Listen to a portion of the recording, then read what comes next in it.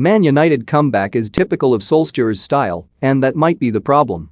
At halftime in Manchester United's Champions League match against Atalanta, some onlookers were beginning to write Ole Gunnar Solskjaer's footballing obituary.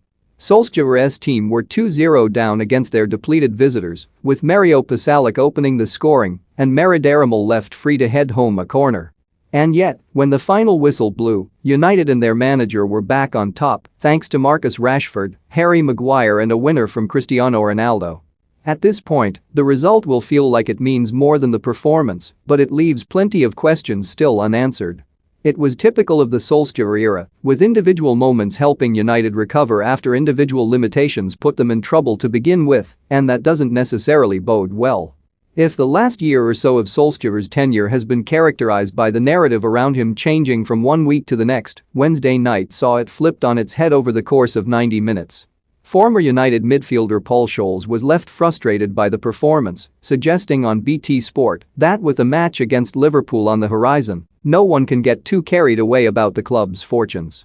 While Solskjaer was given credit for the big selection decisions he made going into the game, we remain none the wiser about whether those decisions are decidedly better or worse than the alternative, and one would imagine there's only so much longer this can go on. Plenty of the talk before kickoff surrounded Solskjaer's decision to play a double pivot of Fred and Scott McTominay, leaving Paul Pogba on the bench.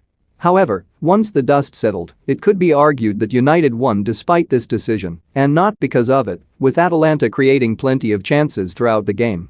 Even then, though, the introduction of Pogba itself wasn't the game-changing moment, with the Frenchman only entering after a moment of genius from Bruno Fernandes for Rashford's goal, had given the hosts hope and made the crowd believe a comeback was possible. If a supposedly bold tactical change has no material effect, what does that say about how the squad is being used? As United prepare to face Liverpool, then, they do so without having learned anything concrete about what might work and what might not. Yes, they scored 3 goals, but those goals came against a team missing key defenders from the start, losing another partway through the game, and playing 90 minutes with a midfielder at centre-back. Playing every week against a depleted defense isn't just something you can decide to do, and even then, United fell short last season against a Liverpool side with backups Nat Phillips and Rhys Williams starting the game.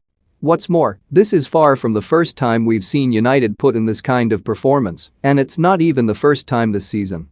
Sometimes it has resulted in defeat, as with the trip to Leicester last weekend. On other occasions such as the win over Villarreal, some individual quality has seen them prevail despite everything which has come before. Solskjaer played for Manchester United during an era when relentless attacking and individual brilliance was often enough, and there's no doubting there's something exhilarating about watching this kind of win as a fan. Even then, though, that quality was often insufficient without faith that the team knew how to improve structurally from one week to the next. The best teams will respond to making one mistake by taking measures to ensure it doesn't happen.